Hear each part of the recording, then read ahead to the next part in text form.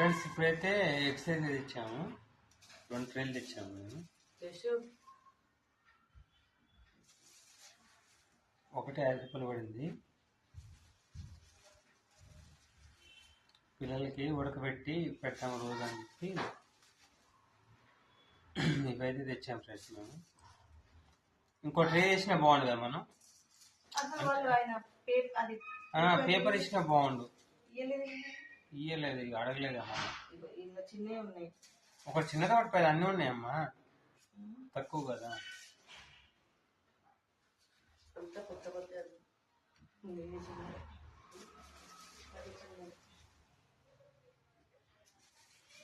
ఈరోజు అయితే ఇవి అయితే తెచ్చాము మేము పిల్ల పెట్టడానికి. అన్ని పెట్టు మెల్ల.